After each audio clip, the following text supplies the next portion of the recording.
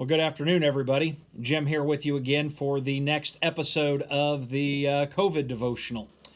Now, yesterday was a day that has become well known in our country.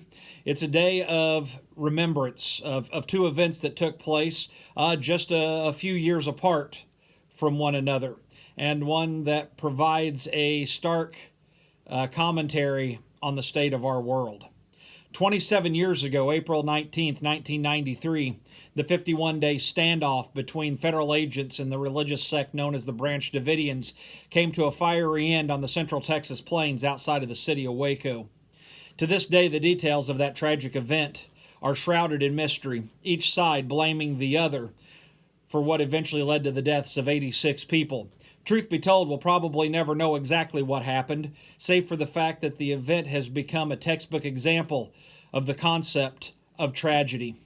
And 2 years later, April 19th, 1995, downtown Oklahoma City was rocked by a massive explosion at 9:02 a.m.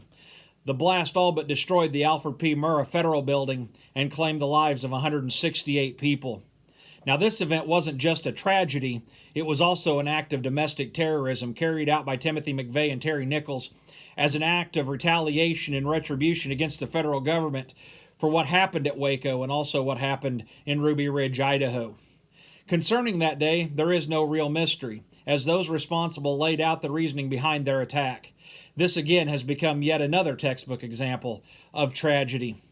This date has been seared into our nation's collective conscience, a day of tragedy, seemingly hopeless situations mired in death and destruction. This past October, Kim and I visited both Oklahoma City and Waco. These experiences are what I can only describe as surreal, walking the ground where so many people perished due to their irrational actions and the misguided evil of others. I question in my own mind how such senseless tragedies could occur. No doubt the same question was asked by those who bore witness to these events in real time. Those experiences reinforced in my mind the utterly hopeless state of our fallen world. Those things are unfortunate, yet the logical end of man's rebellion against God. So the question becomes this: how do we respond in such seemingly hopeless situations? Well, first, by realizing that evil does indeed exist in our world and that it has numerous forms and manifestations. And second, by realizing that regardless of how hopeless a situation may appear to be, there is always hope to be found. There are signs of this hope everywhere, often in the small things, those seemingly insignificant acts and experiences that accompany trying times. You know, if we think about it, we've all seen them.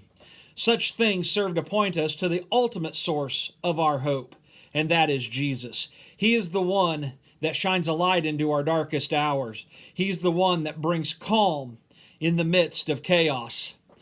Thinking back over the events that took place so many years ago, but yet still impact our country, it reminds me of the experience the disciples had on the Sea of Galilee one dark and stormy night.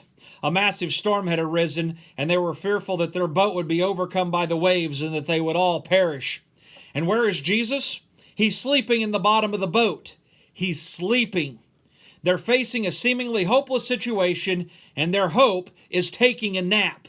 And I love what happens as this story unfolds. They cry out to Jesus. Mark chapter 4.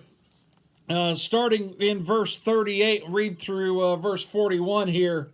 It says, "And they woke him and said to him, 'Teacher, do you not care that we are perishing?' And he awoke and rebuked the wind and said to the sea, 'Peace, be still.' And the wind ceased, and there was a great calm. And he said to them, 'Why are you so afraid? Have you still no faith?' And they were filled with great fear and said to one another, 'Who is this that even the wind and the waves obey him?'"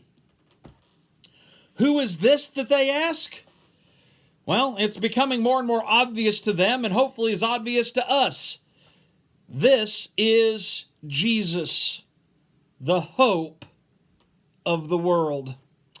So one final thought for you this afternoon. When the storms of life are raging Jesus steps in and brings calm. He brings hope. Sometimes calming the situation, and at other times calming us so that in hope we may endure. Until next time, just remember that God loves you, and I love you too. We'll talk to you all later.